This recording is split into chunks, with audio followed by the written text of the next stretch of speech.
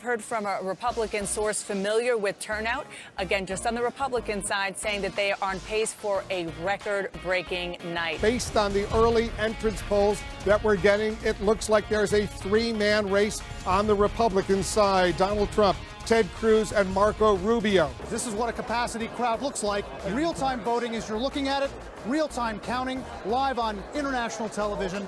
Ted Cruz maintaining a lead. He's got 30% to 27% for Donald Trump, 19% for Marco Rubio. Donald Trump's worst nightmare tonight appears to be Marco Rubio.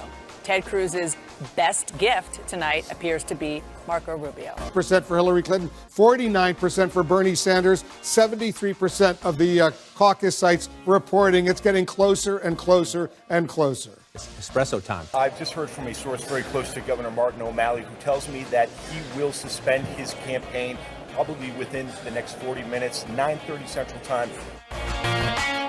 CNN projects Ted Cruz, the Republican senator from Texas, will win the Iowa caucuses. A major win for Ted Cruz. He has done remarkably well beating Donald Trump. Mike Huckabee, who was the caucus winner back in 2008, a very big win back then, is now suspending his campaign. He announced that just moments ago to his supporters. Tonight here in Iowa, the people of this great state have sent a very clear message.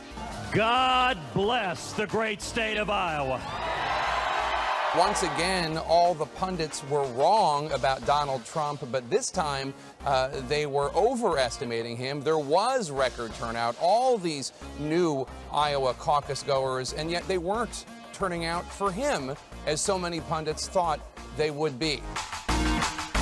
OMG, as they say. Take a look at this. Hillary Clinton, Bernie Sanders, 49.8% for Hillary Clinton, 49.6% for Bernie Sanders. That's with 90% of the vote in. It doesn't get a whole lot closer than that. Des Moines, Polk County. Someone on Twitter says it's a drinking game every time I say Polk County, so load up, folks. Wow, what a night, an unbelievable night. Iowa, thank you. This outcome tonight ensures that this race is going to go on for months and months on the Democratic side.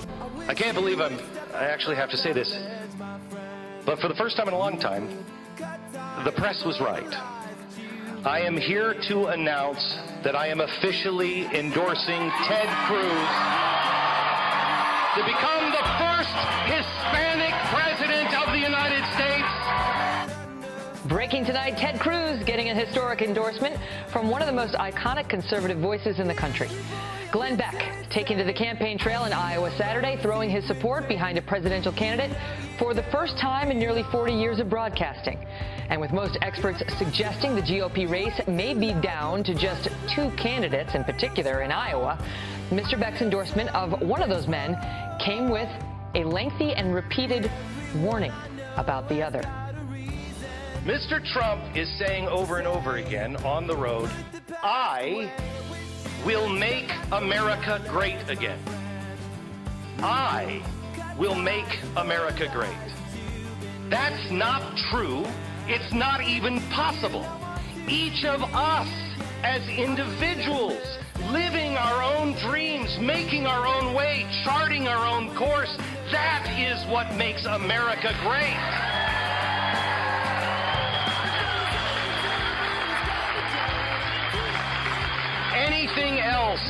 Anything else is faith in self, and it is empty. It's the human ego, and it is arrogant, and it is dangerous.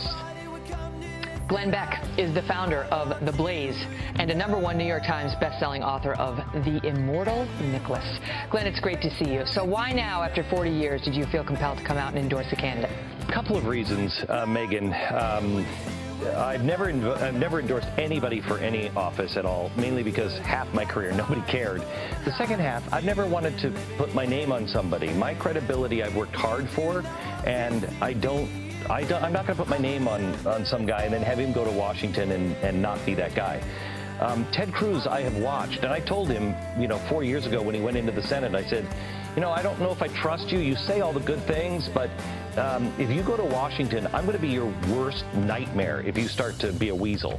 And I've watched him closely, and he has not. He has done the tough thing. He has been, David against Goliath in his own party against the other party in the media. Nobody will stand with this guy, and yet he's never backed down from the fight. He says, I believe it. This is what I said I would do.